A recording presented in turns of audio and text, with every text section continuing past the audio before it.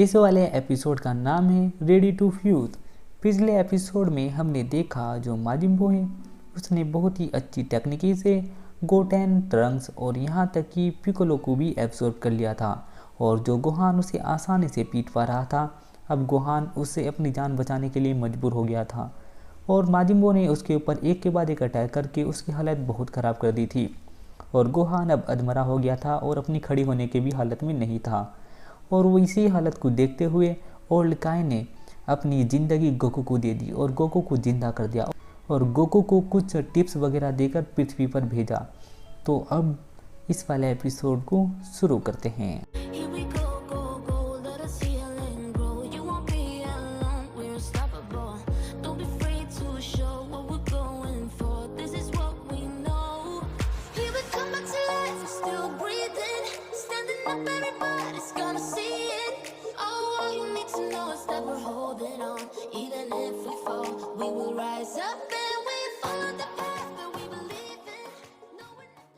Episode की शुरुआत में हमें दिखाया जाता है गोकू उस ईयरिंग को घूर रहा होता है और कहता है क्या अगर मैं इसे दूसरे बंदे के लेफ्ट कान में और अपने राइट कान में पहन लूँ तो हम फ्यूज़ हो जाएंगे और बहुत ताकतवर भी।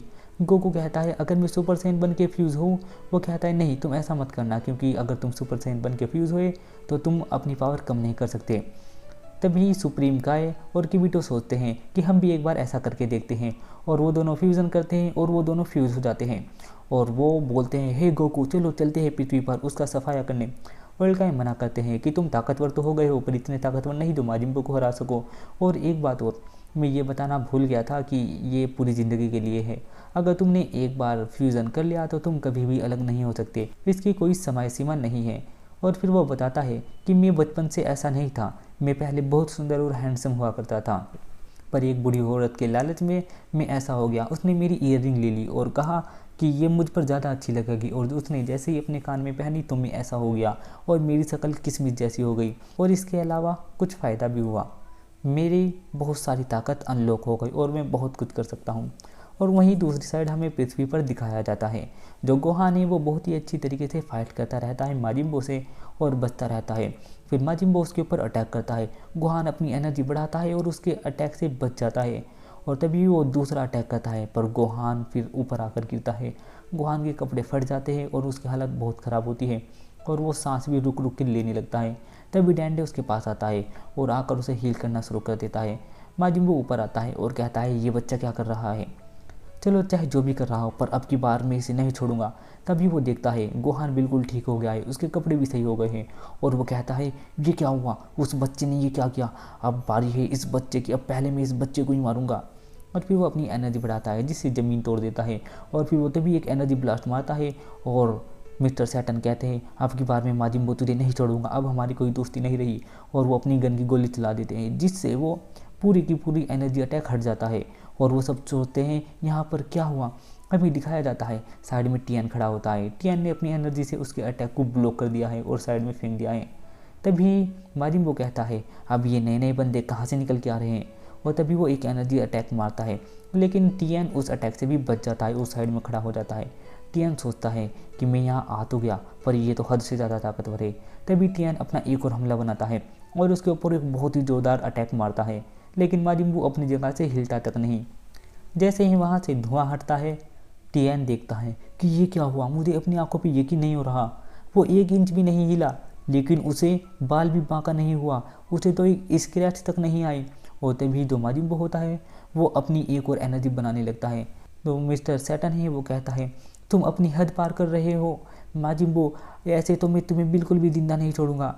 और तभी जो गोकू है वो कहता है अब मैं चलता हूँ, आपका बहुत बहुत शुक्रिया ओल्ड काय, आपने मुझे इतना कुछ दिया और इतना कुछ सिखाया और आपने मुझे दोबारा ज़िंदगी दी। और तभी वो सब उसे ऑल द बेस्ट कहते हैं और गोकू वहाँ से चलने के लिए तैयार होता है। जो सुप्रीम काय प्लस किबिटो है वो बोलते हैं गोकू जल्दी जाओ, तुम्हें पता है ना पृथ्वी का क्या हाल है। और जो सुप्रीम काय है वो अपना एनर्जी अटैक बना लेता है और पूरे पृथ्वी को ख़त्म करने वाला होता है। तभी उसके पीछे से गोकू आ जाता है और उसे 2 हिस्सों में काट देता है और उसका आधा शरीर ज़मीन पर गिर जाता है और सब देखकर हैरान रह जाते हैं क्या गोकू। गोहान कहता है डैड आप यहाँ क्या कर रहे हैं। गोकू बताता है ये एक लंबी कहानी है। जो माजिन बू है वो कहता है कि अरे तुम गोकू तुम यहाँ क्या कर रहे हो और तुमने पीछे से आके मेरे ऊपर हमला क्यों किया, क्या तुम जब से कहीं छिप रहे थे। और एक बात बता दूँ, अब तुम मुझे नहीं हरा सकते। जो गोकू है उसे बताता है, मेरे पास एक ऐसी टेक्निक है जिससे मैं तुझे हरा सकता हूँ और तुझे तेरे जुर्म की सजा दूंगा। तभी जो उसका कटा हुआ पार्ट होता है माजिन बू का, वो एक लात मारता है टियान को और टियान की हालत एक में ही ख़राब हो जाती है और वो अपने शरीर से आखिर जुड़ जाता है, लेकिन उसके सिर का कटा हुआ टुकड़ा नहीं आता और न ही जुड़ता और गोकू उसके सामने खड़ा रहता है। माजिन बू कहता है, तो ठीक है, फिर दिखाओ मुझे अपनी असली ताकत। अब तुमने क्या हासिल किया है जो तुम मुझे हरा सकते हो? मुझे तो तुम्हारे अंदर कुछ बदलाव नहीं लग रहा। गोकू कहता है, हे गोहान, इस ईयरिंग को कैच करो और अपने राइट कान में पहनो, क्योंकि अगर हमने इसे पहन लिया तो हमारा फ्यूज़न हो जाएगा और हम इसे आसानी से हरा सकते हैं।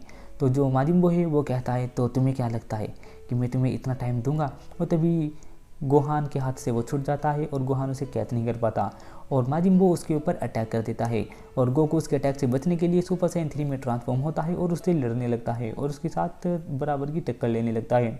लेकिन माजिन बू अभी भी हल्का सा ज़्यादा ताकतवर होता है, लेकिन वो फिर भी बहुत ही मुश्किल से गोकू के अटैक डोज कर पाता है। और इधर गोहान उस ईयरिंग को ढूंढने में लगा है जो उसने नीचे गिरा दिया है, लेकिन गोकू और माजिन बू अपनी पूरी पावर से लड़ते रहते हैं। तभी जो माजिन बू होता है वो फिर से एक एनर्जी बनाने की कोशिश करता है और अचानक से जो फ्यूज़न होता है वो ख़त्म हो जाता है और माजिन बू का फ्यूज़न ख़त्म होने के कारण उसका पावर लेवल कम हो जाता है और अब उसके पास सिर्फ पिकोलो की पावर बचती है। गोकू कहता है, गोहान बस रहने दो, अब तुम्हें फ्यूज़न की ज़रूरत नहीं है, अब तुम उसे कोई से भी कान में मत पहनो। जो माजिन बू है वो सोचता है कि अरे उन लड़कों का फ्यूज़न ऐसे टाइम पे क्यों ख़त्म हुआ, अब मैं बस गोकू को ख़त्म ही करने वाला था। और तभी माजिन बू कहता है, लेकिन अभी भी बात ख़त्म नहीं हुई है और उसके सिर का कटा हुआ टुकड़ा आता है और गोहान को पकड़ लेता है और फिर वो गोहान को भी अब्जॉर्व कर लेता है। गोकू पूरी स्पीड से ज़मीन पर जाता है और उस गिरे हुए ईयरिंग के टुकड़े को उठाता है और सोचता है कि अब मैं क्या करूँ। और जो माजिन बू है वो सुपर माजिन बू में ट्रांसफॉर्म हो जाता है और अब उसके पास गोहान की भी ताकत आ गई है।